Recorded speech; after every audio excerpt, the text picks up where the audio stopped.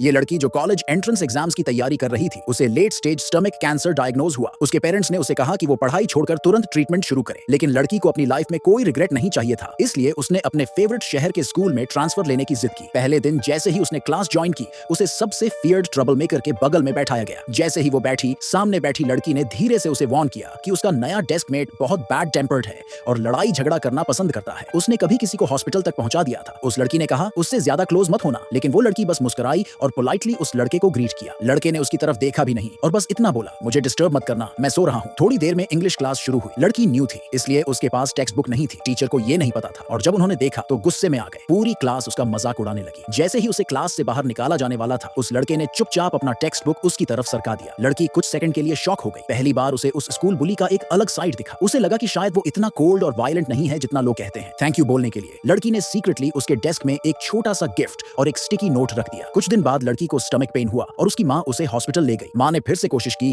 कि वो स्कूल छोड़ दे, लेकिन लड़की हर एक स्टडी मोमेंट को चेरिश करती थी। बैकपैक लेकर वो फिर से स्कूल वापस जाने लगी। रास्ते में उसने उस लड़के को देखा जैसे वो किसी को बुली कर रहा हो। वो फिर से कंफ्यूज हो गई और उसका इंप्रेशन थोड़ा नेगेटिव हो गया। लेकिन क्लास के बाद वही लड़की जिसे सपोजिटली बुली किया जा रहा था, उस लड़की के पास आई और बोली कि वो उस लड़के को मिल्क देना चाहती है और थैंक यू भी बोलना चाहती है। तब जाकर उसे रियलाइज हुआ कि उसने उसे गलत समझा था। वो लड़का किसी को बुली नहीं कर रहा था, वो किसी के लिए स्टैंड ले रहा था। दूसरी लड़की ने जबरदस्ती दूध उसकी हाथ में पकड़ा दिया तो उसके पास कोई ऑप्शन नहीं था, उसे वो मिल्क उस लड़के को देना ही पड़ा। लेकिन जल्दी ही उस लड़के की एडमायरर को इसके बारे में पता चल गया और वो लड़की के पास आकर उसको पब्लिकली धमकाने लगी। उसने साफ बोल दिया कि लड़के से दूर रहो। लड़की सडन थ्रेट से शॉक में आ गई, लेकिन फिर भी चुपचाप हाँ कर दी। उसे ये नहीं पता था कि लड़के ने ये सब देख लिया था। जब उसे पता चला कि उसकी एडमायरर ने उस लड़की को कॉर्नर किया था, तो उसे लगा कहीं वो हर्ट ना हो गई हो। वो तुरंत उसे देखने भागा और तभी उसकी नजर लड़की की आर्म पर पड़े ब्रूजेस पर पड़ी। उसने समझा कि ये ब्रूजेस एडमायरर ने मारे हैं। वो सीधा कैफेटेरिया में घुसा और सबके सामने उस एडमायरर को वार्निंग दे दी कि लड़की से दूर रहो। उसे ये नहीं पता था कि वो ब्रूजेस असल में लड़की ने खुद बनाए थे